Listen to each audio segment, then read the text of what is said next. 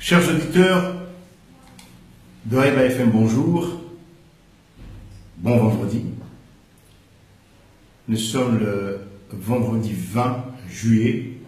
L'édito d'aujourd'hui porte sur la dictature éclairée. Dictature éclairée, oui, plusieurs personnes qui ont rencontré, qui ont discuté avec le président Azali, m'ont parlé, indépendamment les uns des autres, sont revenus avec ce mot de dictature éclairée. D'après eux, c'est un peu la vision du président Azali. Il faut de la fermeté pour réunir ces Comoriens anarchistes, pour les mettre au travail et développer. Très bien. On peut discuter sur la sincérité du président. Je veux bien croire qu'il est sincère. Et discuter à partir de là. Disons que le président, quand il était jeune, a été choqué, peiné par la pauvreté du pays, par les difficultés de réformer, par le conservatisme du pays, par les divisions. Il a été président de la République, il a voulu changer, mais il s'est confronté aux résistances, au conservatisme de la société, et donc il conclut aujourd'hui, très bien, une main de fer, droit, un regard vers l'avenir, et mes Comoriens, suivez-moi. Bon, est-ce que c'est possible? Je ne le crois pas. Pourquoi? Eh bien, parce que ça fait 2 ans que le président Azali est là. Du point de vue de la gestion de l'État, rien. On ne voit rien qui améliore la gouvernance, l'efficacité, l'efficience de l'administration. Rien, zéro. Aujourd'hui, le secrétariat général du gouvernement est un fourre-tout qui veut tout centraliser et qui étouffe tout. On se serait attendu. Et à un moment donné, je l'ai cru, disant très bien, il faut qu'au sommet de l'État, on puisse suivre ce qui se passe dans les ministères. On se serait alors attendu à ce qu'il y ait un choix de jeunes cadres qui non seulement ont été brillants dans leurs études, mais ont montré des capacités de travail, de la motivation, un savoir-faire dans l'utilisation des outils modernes aujourd'hui informatiques pour gérer l'État. Rien. Rien. Le secrétariat général, en matière de qualification, de par l'organisation du travail, ne se distingue en rien des foutoirs de l'administration. Rien. Au contraire. Regardons un peu les pays où ces dictatures éclairées ont apporté de réels changements.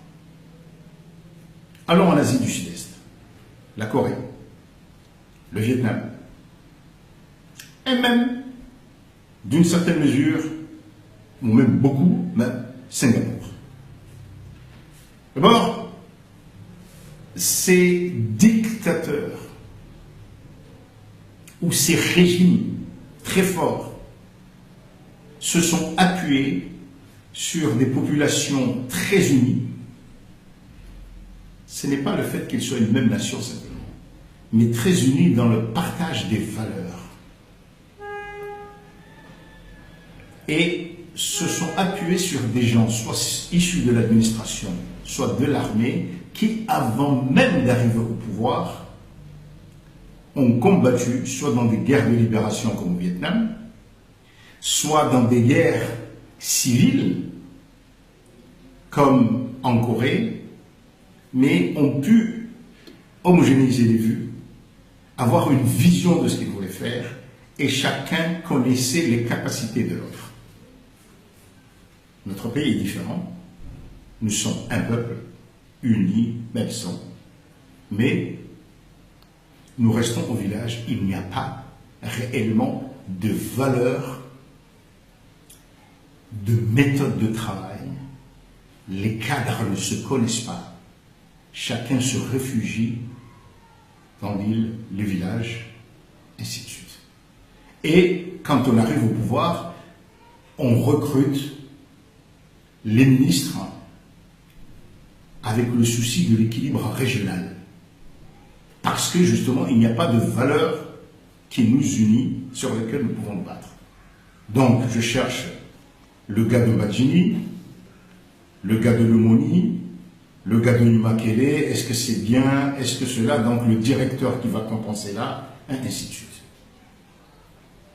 Deuxièmement, il nous manque réellement la pratique, le savoir-faire en matière de gestion de l'État moderne.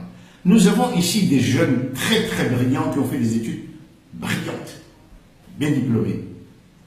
Mais il n'y a pas 1% qui ait passé plus de 2 ans de travail ailleurs à acquérir une expérience de travail. Un jeune qui arriverait et qui saurait comment organiser le travail de sa secrétaire.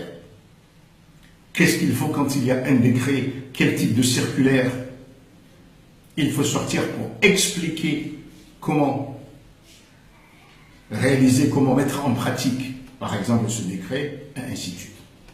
On en manque. On en manque presque dans tous les domaines.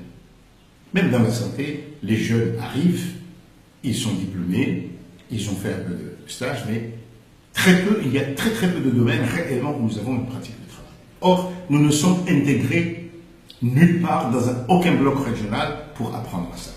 Mais pour revenir aux pratiques de ces dictatures éclairées, parlons du Rwanda, on en parle beaucoup. Mais le Rwanda, il y avait 10 ans de lutte en dehors du Rwanda qui a forgé des équipes avec un chef qui, à l'arrivée au pouvoir, savait que tel et tel et tel et tel est celui qui travaille le plus, est celui qui est le plus qualifié, et ainsi de suite.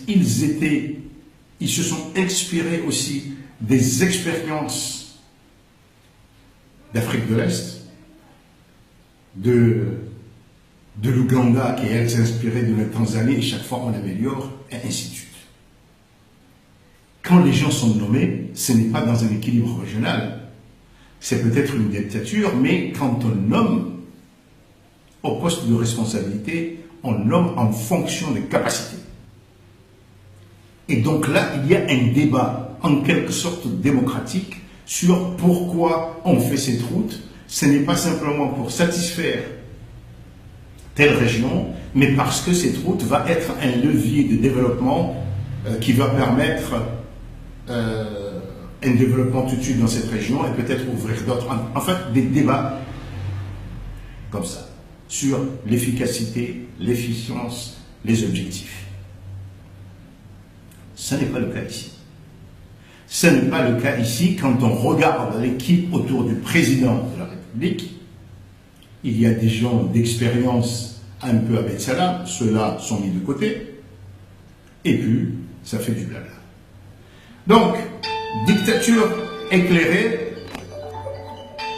ne vous en faites pas, il y a un téléphone qui a été oublié là-bas, je n'arrête pas, voilà, on continue. C'est comme ça.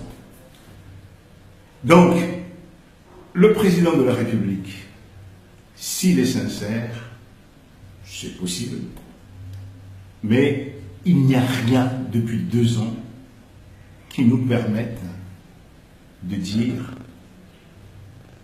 qu'il fait quoi que ce soit pour avoir un État efficace demain. Dans ce pays, comme il n'y a pas une élite qui partage les mêmes valeurs, une élite qui est formée dans les mêmes écoles, ni l'armée ni ailleurs. D'ailleurs, il n'y a plus de lycée Sedmovetchek, il n'y a plus les écoles où les élites passaient à Madagascar, il n'y a plus Bordeaux. Donc il y a une diversification importante et rien n'est fait dans l'État pour que ces gens-là, quand ils viennent, puissent se connaître, travailler ensemble, dégager une sorte d'expertise comorienne. Quand un président vient ici et veut faire quelque chose, il cherche autour de lui ceux en qui il a confiance, la famille, le village. Et après beaucoup de décennies, rien n'a changé, c'est la même chose pour Azali. La dictature éclairée ne peut être qu'une dictature familiale, villageoise, régionale. C'est pourquoi il faut de la démocratie ici pour qu'on puisse débattre. Bien sûr, la démocratie a un coût, mais la démocratie, c'est pas parler. La démocratie, c'est ce qui nous permet de dire que tel jeune homme là-bas d'une famille pauvre est très compétent, essayons, nous devons le responsabiliser lui et pas quelqu'un d'autre. À demain.